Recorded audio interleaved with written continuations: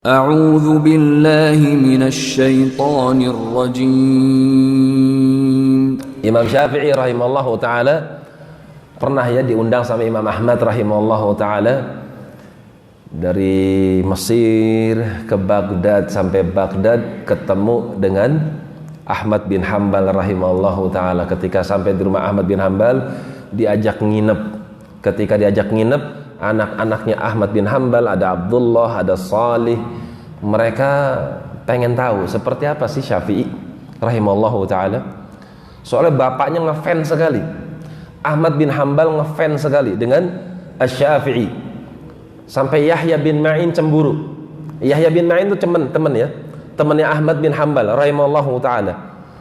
Tapi ketika ngelihat Ahmad bin Hanbal dekat sekali dengan Syafi'i, cemburu Yahya bin Ma'in rahimallahu ta'ala. Akhirnya Yahya bin Ma'in ngajak teman supaya mengingkari perbuatan Ahmad bin Hanbal kepada Syafi'i. Siapa temannya? Ishaq bin Rahuyah. Kalau dalam ilmu hadis beliau dikenal Ishaq bin Ibrahim al-Hanzali.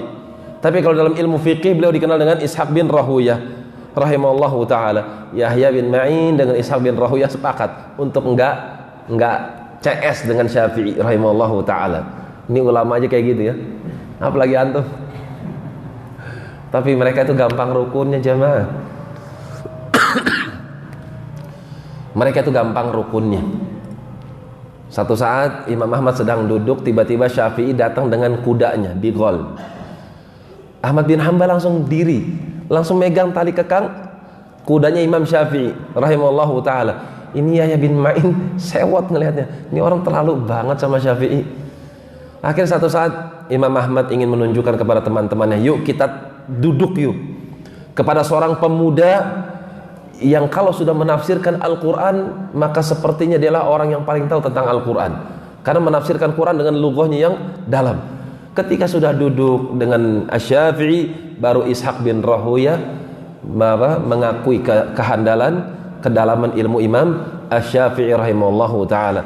Sampai-sampai dikisahkan Ishaq bin Rahuyah ketika mendapati betapa cerdasnya Imam Syafi'i rahimahullahu ta'ala, beliau menikahi seorang janda.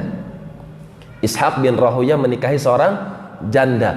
Kenapa Ishaq bin Rahuyah menikahi seorang janda? Karena janda tersebut mengkoleksi kitab Imam Syafi'i. Masya Allah. Tunkahul mar'atu likutubiha, kata beliau. Perempuan itu dinikahi karena kitab-kitabnya. Lihatnya mereka para ulama ya, kalau nikah itu harus ada tujuan. Bukan cuma cantik aja, silahkan cantik, silahkan kaya, tapi upayakan yang salihah. Ini Ishaq bin Rahuyah. Ketika datang Syafi'i ke rumah Ahmad bin Hanbal, maka Salih dengan Abdullah itu jadi jadi security di rumah. Bapaknya ngasih makanan ditaruh di kamar Syafi'i. Bapaknya yaitu Ahmad bin Hanbal naruh ember isinya air. Kemudian Saleh dan juga Ahmad memperhatikan gerak-gerik Imam Syafi'i rahimahullahu ta'ala.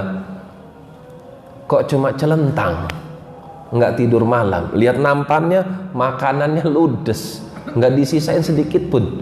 Katanya imam, katanya seorang syekh, seorang alim, kok satu nampan habis. Seorang alim itu makannya nggak banyak, ini kok banyak bisa habis. Terus malam nggak tidur lagi, nggak sholat malam lagi, ditungguin, dilihatin, kok nggak tidur malam, nggak qiyam lail. Ketika dikumandangkan azan, berangkat tanpa wudhu, langsung dikomentarin, Pak, Bapak salah deh, kayaknya ngefans sama orang itu. Harusnya Bapak tuh ngefans dengan Sufyan Ats-Tsauri, Ibnul Mubarak, bukan Muhammad bin Idris Asy-Syafi'i rahimahullahu ta'ala. Kenapa? 1, 2, 3 alasan ini. Ya sudah, nanti Bapak nanya kepada Muhammad bin Idris, kenapa kok 1, makan kok banyak sekali makannya, 2, kok enggak sholat malam, 3, kok enggak wudhu sholat subuhnya. Maka diajak tabayun ya. Ya Syafi'i rahimahullahu ta'ala, anak-anak pengen tahu kenapa kok antum kayak gini dan kayak gitu. Kok makan satu nampan bisa habis, afwan ya. Maka beliau membawakan hadis ini, bahwasanya ya Ahmad bin Hanbal rahimahullahu ta'ala, bahwasanya selama aku di Mesir dan di Baghdad, saya belum pernah merasakan makanan yang paling enak daripada makanan yang kau suguhkan kepada diriku. Dan disebutkan dalam hadis ini bahwasanya Abu Hurairah pun pernah kekenyangan. Sekali-kali kekenyangan itu boleh, hai Ahmad.